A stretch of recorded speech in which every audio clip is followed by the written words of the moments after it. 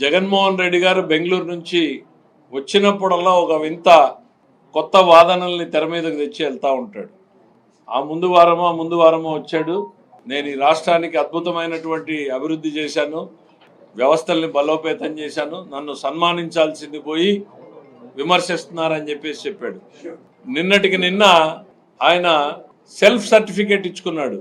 నా అంత మంచోడు ఈ రాష్ట్రంలోనే లేడు అనేటువంటిది సెల్ఫ్ సర్టిఫికేట్ ఇచ్చుకున్నాడు. తన వారసత్వం గురించి చెప్పుకున్నాడు. రాజారెడ్డి గారి దగ్గర నుంచి బాబాయ్ వరకు చనిపోయినప్పుడు చంద్రబాబు నాయుడు గారు అధికారంలో ఉన్నాడు అంటే ఆయనే కారణం అన్నట్టు చెప్పేటువంటి ప్రయత్నం చేశాడు. అంటే బాబాయ్ హత్య కేసులో ఏం జరిగింది అని ఈ రాష్ట్రంలో నిక్కరేసుకున్న కుర్రాడిని కూడా అడిగితే చెప్పేటువంటి పరిస్థితులు ఉన్నాయి.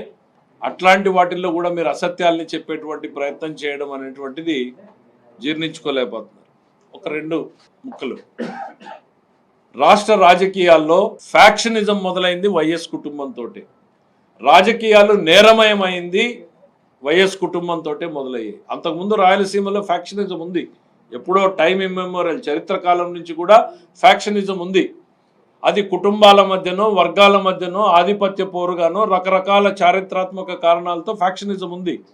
కానీ ఆ ఫ్యాక్షనిజానికి రాజకీయానికి ఎప్పుడూ కూడా జోడించినటువంటి సందర్భాలు లేవు. రాజకీయ నాయకులు ఎవరున్నా కూడా ఫ్యాక్షనిజానికి దూరంగా అదొక లా అండ్ ఆర్డర్ ఇష్యూగానే చూసేటువంటి వాళ్ళు. రాజశేఖర రెడ్డి ఫ్యామిలీ రాజకీయాల్లో మొదలుపెట్టిన తర్వాత రాజారెడ్డి గారు క్షేత్రస్థాయిలో తనకున్నటువంటి రాజ్యాధికారాన్ని అడ్డం పెట్టుకుని ఈ ఫ్యాక్షనిజాన్లో గ్రూపుల్ని ప్రోత్సహించి రాజకీయంగా లొంగ తీసుకునేటువంటి ప్రయత్నం మొదలుపెట్టారు. మీకు 2-3 సంఘటనలు చెప్తాను, ఎందుకంటే డీటెయిల్స్ మా రమేష్ గారు ఇంకా బాగా చెప్పగలుగుతారు. పులివెందల్లో 89 గవర్నమెంటు కాంగ్రెస్ గవర్నమెంట్ వచ్చిన తర్వాత ఫస్ట్ తీవ్రమైనటువంటి ఫ్యాక్షనిజానికి తోడ్పాటు ఇవ్వడం మొదలైంది. ఒక్కొక్క గ్రామంలో ఎవరైతే ఆ రోజున ప్రత్యర్థిగా ఉన్నటువంటి బలంగా ఉన్న పార్టీలు ఉన్నారో వాళ్ళని ఏ రకంగా లొంగ తీసుకున్నారు అనేటువంటిది. పార్నపల్లి అనేటువంటి ఒక గ్రామం స్టోరీ చెప్తాం. పార్నపల్లి అనే విలేజ్లో తెలుగుదేశం పార్టీకి భారీ మెజారిటీ వచ్చింది అనేటువంటి చూసి పులివెందల నియోజకవర్గం రాజారెడ్డి గారు ఆ ఊర్లో క్యాంప్ వేసి కూర్చుని ఆ ఊర్లో ఉన్నటువంటి తెలుగుదేశం పార్టీ నాయకుల్ని చిన్న కేసు పెట్టి జైల్లోకి పంపించి ఒక కంప్రెసర్ తీసుకొచ్చి 2 కంప్రెసర్లు 3 కంప్రెసర్లు తీసుకొచ్చి ఇంటి పునాదులకు డ్రిల్ చేశారు. ఈ మోడర్న్ డేలో ఎవడు చూసున్నాడు? ఈ సమాజంలో ఈ ఆంధ్రప్రదేశ్ రాష్ట్రంలో జరిగింది. ఇంటి పునాదులకు డ్రిల్ చేసి డైనమైట్లను పెట్టారు. ఈ సంఘటన జరుగుతున్నంతసేపు ఊర్లో పోలీసులు ఉన్నారు. ఒక ఎస్ఐ 10 మంది పోలీసులు ఉంటే వాళ్ళను ఒక గదిలోకేసి బంధించారు. స్వయంగా ఆ రోజు రాజారెడ్డి గారు ఆ గ్రామంలో ఉన్నారు. ఆ డైనమైట్లు పెట్టి ఆ ఇంటిని పేలిస్తే ఆ ఇంట్లో పశుపక్షాదులన్నీ కూడా లోపలే ఉండి పేలిపోయినటువంటి సంఘటనలు. 2000 మంది ఆ ఊరి మీద దాడికి పోయారు. మీరు మహిళల పట్ల మీరు ప్రవర్తించినటువంటి తీరు ఈ రోజు కూడా ప్రజలు మర్చిపోలేదు. ఒక ఇంటిని డైనమైట్లు పెట్టి పేల్చేసి ఎంతటి భయానక వాతావరణాన్ని మీరు కల్పించారు అనేటువంటిది ఈరోజు సమాజానికి తెలీదు. మరి అట్లానే పెద్దకూడాల గ్రామంలో కృష్ణారెడ్డి అనేటువంటి లీడర్ ఉండేవాడు. ఆయన వీళ్ళకి బలంగా ఎదురు నుంచున్నాడు అనేటువంటి దాంతో ఒక ఏం చేసినా ఒక పకడ్బందీ స్కెచ్లు వేయడం అనేటువంటిది రాజకీయాల్లో అప్పుడే మొదలైంది. అంటే ఎవరు ఎక్కడ పోలీసుల పాత్ర ఏం చేయాలి, వీళ్ళు ఏం చేయాలి అనేటువంటిదంతా ఆయన సెకండ్ షో సినిమాకి పోయేస్తూ ఉంటే ఆయన మీద ఇక్కడ దాడి జరుగుతుంది. అదే టైంలో హైదరాబాద్లో ఉన్న రాజశేఖర రెడ్డి గారు ఓ అధికారితో గొడవ పెట్టుకుంటాడు. నేను హైదరాబాద్లో ఉన్నాను అని ప్రూవ్ చేసుకోవడానికి, ఎలిబి సృష్టించుకోవడానికి. అంటే రాజకీయంలో హింసని కొత్త పుంతలు తొక్కించినటువంటి ఫ్యామిలీ మీది. హైదరాబాద్లో ఒక అధికారితో గొడవ పెట్టుకుని రాజశేఖర రెడ్డి గారు హైదరాబాద్లో ఉన్నారని ఎలిబి చేసుకుంటారు. అదే టైంకి ఇక్కడ ఒక ఇంపార్టెంట్ లీడర్ మర్డర్ జరుగుతుంది. పెదకూడాల కృష్ణారెడ్డి గారి మర్డర్ ఆ రోజున ఒక చర్చనీయాంశమైంది రాయలసీమ ప్రాంతంలో.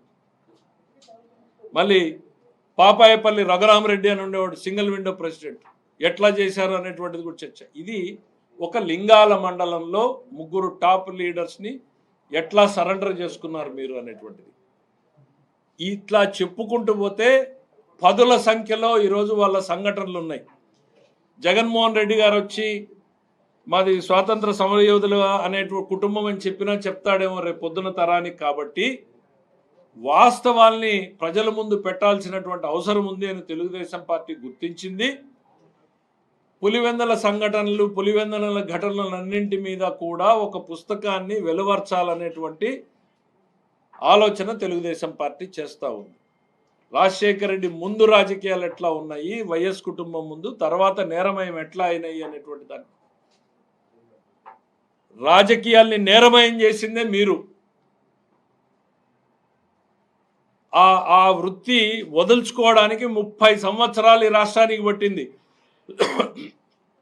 చంద్రబాబు నాయుడు అధికారం లేకొస్తే ఏ పార్టీ అని చూడకుండా ఫ్యాక్షనిజాన్ని కంట్రోల్ చేసినటువంటి వ్యక్తి చంద్రబాబు నాయుడు గారు. ఒకవైపు లేని ఫ్యాక్షనిజాన్ని రాజకీయానికి జోడించి రాజకీయ పునాదుల్ని నిర్మించుకున్నటువంటిది మీ కుటుంబం.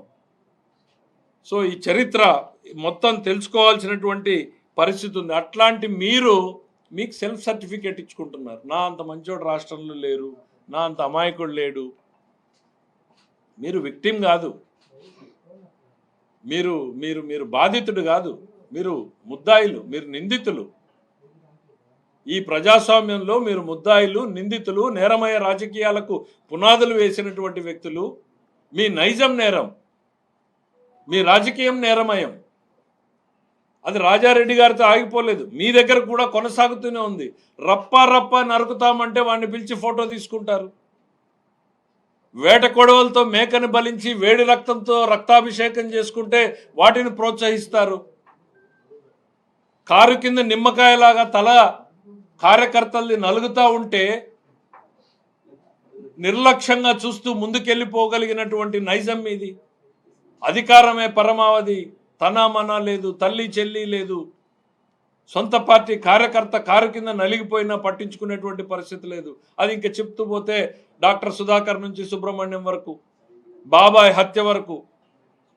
ఇవాళ గొడ్డలి అని అంటేనే మీకు ఉలికిపాటు పడతా ఉన్నారు.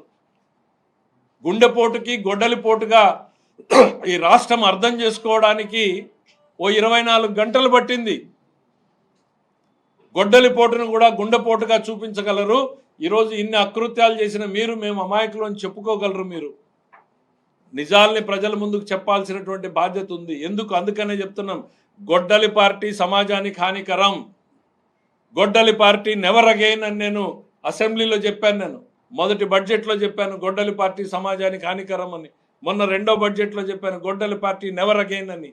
ఎందుకు అనంటే ఒక తరం నష్టపోయింది, రెండో తరం నష్టపోతుంది. ప్రపంచంలో శరవేగంగా మార్పులు వస్తూ ఉంటే అందిపుచ్చుకునేలాగా యువకుల్ని తయారు చేయాల్సినటువంటి బాధ్యత ఈ రాజకీయ వ్యవస్థ మీద ఉంది. మీరేం చేశారు? చంద్రబాబు నాయుడు ఒక తరానికి ఉపాధి కల్పించేటువంటి సాఫ్ట్వేర్ మీకు ఇష్టం ఉన్నా లేకపోయినా, మీ తండ్రి గారు ఏం మాట్లాడారో నేనున్నాను ఆ రోజు. ఆయన ఇంటర్నెట్ అంటే ఇంటర్నెట్ గురించి ఎన్ని జోకులు వేశారో విన్నారు. ఆ ఇంటర్నెట్టే ఈరోజు మన పిల్లలకు ఉద్యోగ ఉపాధి అవకాశాలు ఇచ్చింది.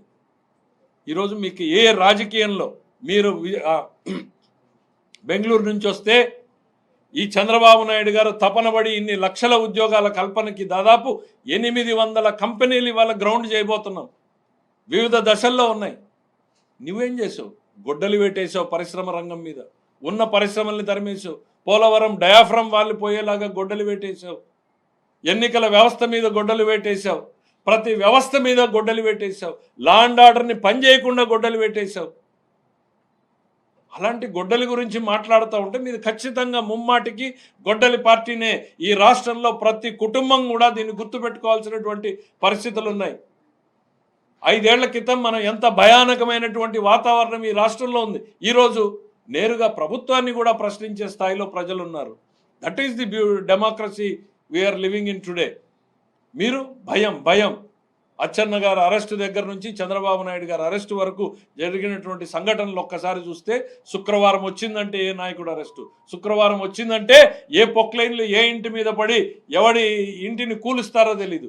అదే పొక్లైన్లను మీరు కూల్చడానికి వాడితే అదే పొక్లైన్లు రాష్ట్రాన్ని నిర్మించడానికి ఈరోజు చంద్రబాబు నాయుడు వాడుతున్నాడు.